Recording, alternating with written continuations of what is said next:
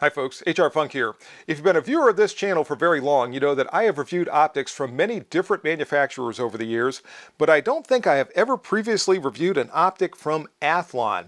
In fact, the only product from this company I ever remember reviewing was their recently introduced chronograph, and I was pretty impressed by that product, so I decided to give one of their optics a try. And in looking at the various things on their website, I came across this Midas Flare 3-power Prism optic, and I thought this might be a pretty good product to try out their optics line. So in this video, I'm going to give you an up-close look at the Midas Flare 3-power Prism optic here in the shop. We'll head off to the range and see how it performs, and along the way I'll also tell you a little bit about Prism optics. These have been around for a long time, and some folks don't really understand what the differences are between this type of an optic and a standard rifle scope or a red dot optic, so I'll talk about that as we go, along with some of the advantages and disadvantages of a Prism optic. So here we go. We'll start this up-close look at the Athlon Midas Flare 3-power Prism scope with the way you receive it, which is in the box.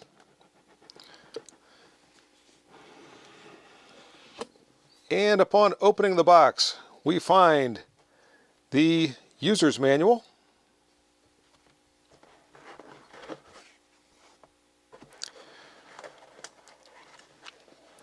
we have the Prism scope itself,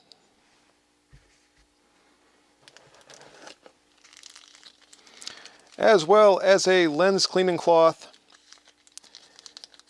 and some mounting screws, and that appears to be it. Oh, wait, one more thing. There's an adjustment tool down inside there as well, and since the optic already has this cover right here, I'm assuming the battery is already inside, so it comes with a battery as well. At this point, as you can see, I have mounted the Midas Flare 3-power Prism scope to my Smith & Wesson M&P 1522 rifle, and there was no problem with the mounting process whatsoever. It was very easy and straightforward to attach the integral clamp that you see right here to the 1913 rail on top of the rifle. There were no torque specs in the instructions for this optic, so I just tightened both clamping screws down to where I thought they were adequately tight. Obviously you don't want to over tighten them, but I don't think there's going to be any problem with the sight moving as I'm going through this test.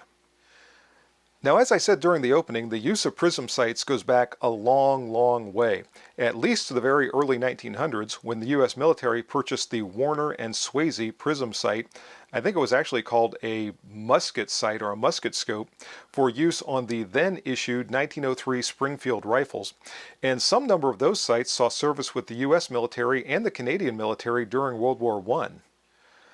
The big difference between a prism sight or a prism scope and a conventional rifle scope is that the prism sight has, hence the name, a prism inside, meaning that light does not pass through from the objective lens to the ocular lens in a straight line. Rather, along the way, it passes through a prism. This does a couple of things. First off, it allows the optic to be more compact than we typically would expect with a conventional rifle scope, even though this has 3-power magnification. One of the downsides with a prism scope, however, is that it has to be a fixed magnification. So typically with prism sights, they are either 1 power, meaning they impart no magnification whatsoever, or they're usually a set low power, like 3 power or 4 power. I think maybe I've seen them as high as 6 power, but I'm not sure of that. Generally, they are in this very low magnification range. Another advantage to the prism sight, especially for shooters who have an astigmatism, is when looking through the prism sight, that shooter with an astigmatism will see a much more clear and sharply focused reticle than the same shooter would see when looking through a conventional red dot style sight.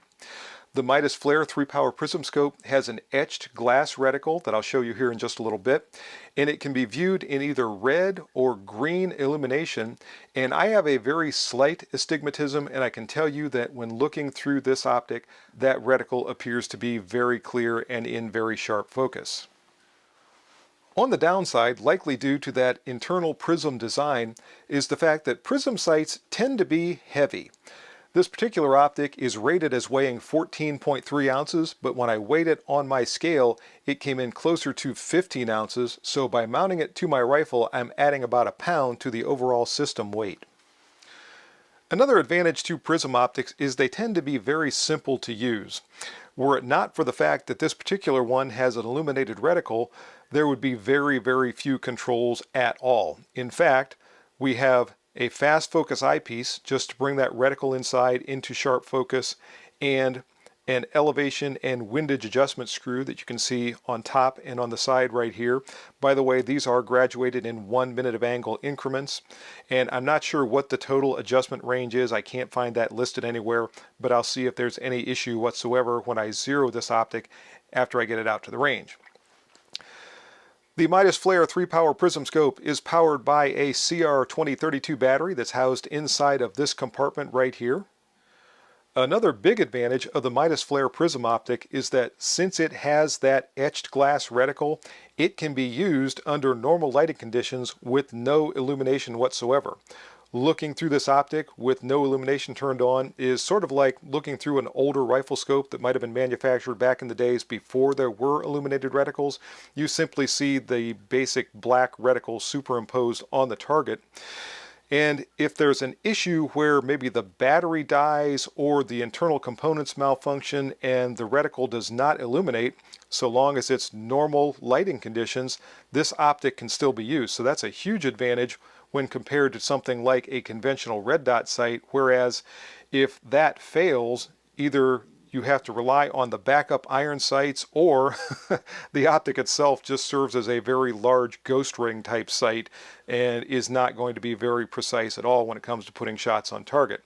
So you do not have to use the illumination, and with no illumination, that's going to prolong the battery life indefinitely, especially if you're only turning it on when that illumination is needed in low light conditions or under circumstances where you just need a little bit more contrast between the reticle and whatever target you're looking at. If the shooter does desire illumination, that is controlled with these two buttons on the side of the optic. There is a plus button and a minus button. To turn the illumination on, all that is necessary is to press and release either the plus button or the minus button. After that, the 12 illumination levels can be controlled with these buttons, obviously by pressing and releasing the plus button. That will increase the brightness level 1 increment, and pressing and releasing the minus button will decrease the illumination level by 1 increment. There are 12 illumination levels, the first 2 of which are night vision compatible. After that, the illumination is for normal daylight conditions. If the shooter desires to physically turn the optic off, it is necessary to press and hold the minus button for 3 seconds. The control buttons are also used to toggle back and forth between red and green illumination for the reticle. In order to do that, both buttons need to be pressed simultaneously, and that will transition back and forth from red to green or vice versa. Lastly, if the shooter wants to ensure that there's going to be no change in the illumination setting or the reticle color, there is a lockout mode for this optic. By pressing and holding the plus button for 3 seconds, that will lock out these buttons and they won't have any effect whatsoever if they are pressed. In order to take the optic out of lockout mode, again, the plus button needs to be pressed and held for 3 seconds. The CR2032 battery of the Midas Flare has a projected life of up to 50,000 hours, and that is at least partially aided by a feature that Athlon calls Smart Power Management. And this is something that I'm not real crazy about. It's good in terms that it helps prolong battery life, but if 3 hours elapse and there are no manipulations of the controls on this optic, it turns itself off. Now, this is not power down with motion sensor technology where it powers back up as soon as any motion is sensed.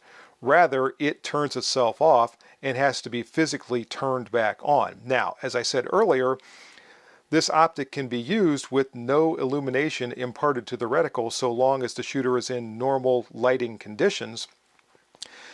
However, if this is picked up in the middle of the night or under some other low light conditions, it has to be physically turned back on in order to be able to see that reticle. I think motion sensor technology, or shake awake, is widely enough accepted in the firearms community these days that pretty much everyone expects that if they pick up a firearm, the reticle is going to be illuminated if they are using an illuminated optic.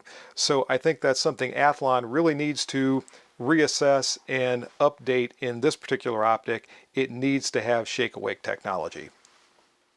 I captured a couple of so-so images of the reticle while looking through the Midas flare with my camera, and I have to say, as usual, when you look through this optic with your eye, the image that you see is much, much better than what you're seeing on your screen right now.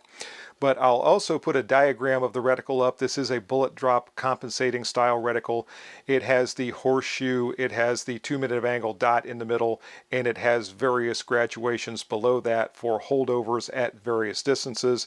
There is a chart that goes along with the reticle to show you the exact dimensions of all the articles that you see in the reticle, so that could be used to compute things like bullet drop and moving target leads and wind holds, etc. There's a look at the 30mm objective lens of the Midas Flare 3-power Prism scope. This does feature fully multi-coated optics. The Midas Flare is nitrogen purged to make it fog-proof. It is also waterproof and shock-proof. The Athlon Midas Flare 3-power Prism optic has an overall length of 4.13 inches, a weight, at least a rated weight, of 14.3 ounces, but as I said, on my scale it came in closer to 15 ounces.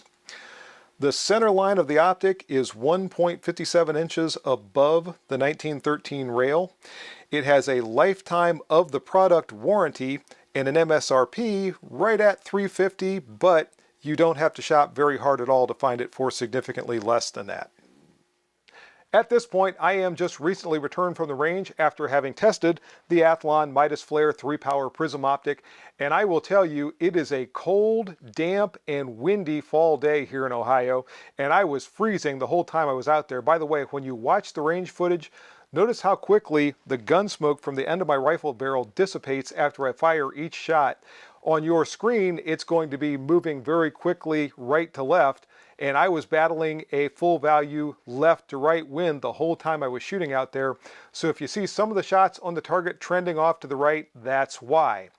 In any case, when I first got there, my first order of business was to zero this optic at a distance of 50 yards, which I did. Afterwards, I fired my first 5-shot group for accuracy at that distance of 50 yards on a bullseye target, and here's what that looked like.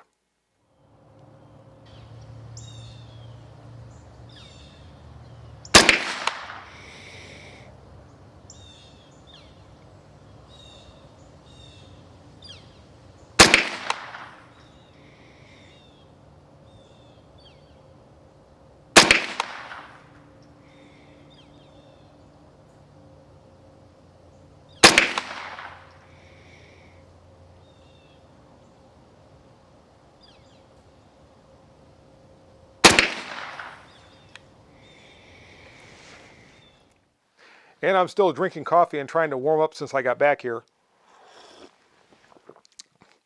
But here is that target from 50 yards, and I was pretty darn impressed with this. When you consider that from that distance of 50 yards, my 2-minute of angle center dot in the reticle basically covers this red center bullseye portion. I've got 4 shots that are touching right here, and one of them just opened up the group right there. These 4 shots, I should measure that, are probably just over a minute of angle. This probably opens it up to about a 2-minute of angle group, or maybe just slightly larger than that. But in any case, after firing this group, I did come up 1 minute of angle in my elevation and decided that would be good enough for the rest of the test. After that, I replaced this target with a human silhouette style and decided to fire 5 shots at speed from that distance of 50 yards, and here's how that went.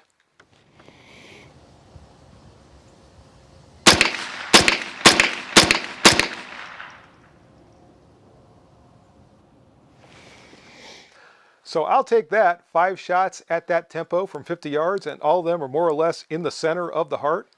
I was feeling pretty good about that, so I slowed things down just a little bit and tried 5 shots to the head of the target from 50 yards, and here's how they went.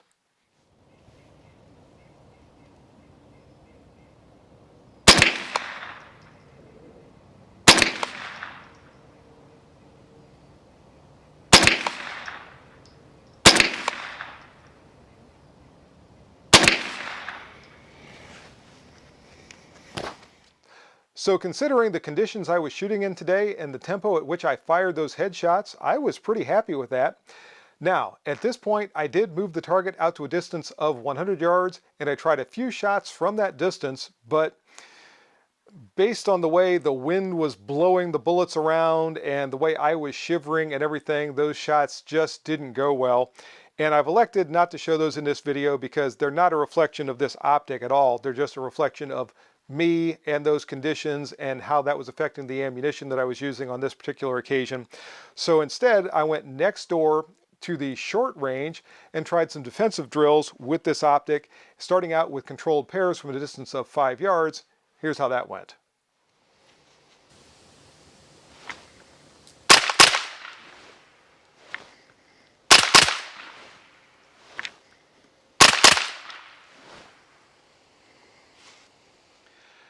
When I fired that drill from 5 yards, I was curious exactly how that was going to go since I'm using this optic with 3 power magnification. Now, normally that type of shooting is more the purview of a red dot optic with no magnification or an LVPO set to the lowest magnification setting. With the Midas flare, since I have 3 power magnification whether I want it or not, I thought shooting with both eyes open, is that going to seem a little awkward? And to be perfectly honest, it did. When I came up to fire those controlled pairs and I would get that little bit of extra magnification shooting with both eyes open, it seemed a little awkward, and you might have noticed that I was shooting that drill a little bit slower than I typically do if you've seen a lot of my videos where I shoot that particular drill. And my accuracy was not quite what I usually get. Now, I think with some training, if I continue to work with that, it would probably become no problem whatsoever. But my first time going out, I did notice that was a little weird. It was doable, obviously, you saw the video, but it was just not quite the same as having a 0 magnification optic. Now, that's really not a fault of the Midas Flare 3 power prism optic because this is what it is. I can't make it something different. And as I said, I think with enough training, that would be a non-issue, but it was something I noticed while I was shooting this particular drill. So from that distance, by the way, I said 5 yards. I was shooting this drill from 7 yards. My mistake. Anyway, from 7 yards, I also decided to fire some failure drills, which is 2 shots to the body and 1 shot to the head in rapid succession. Here's how that went.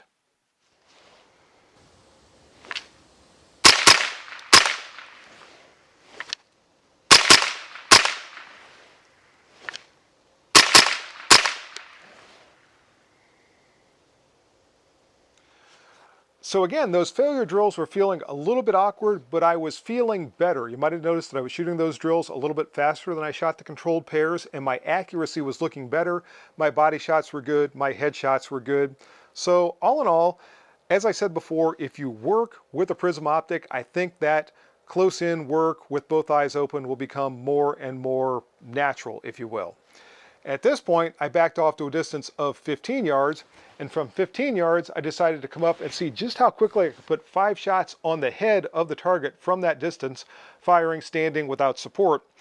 And I thought this would be a good test since I have that magnification, trying to fire a more precise shot from that distance of 15 yards, and here's what it looked like.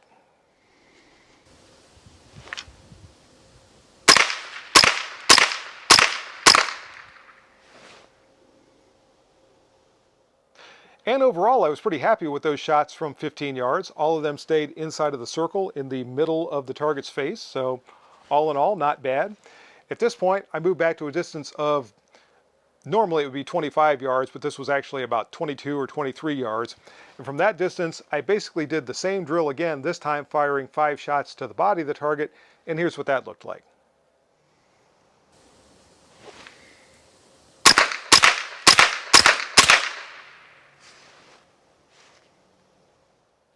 Okay, confession time.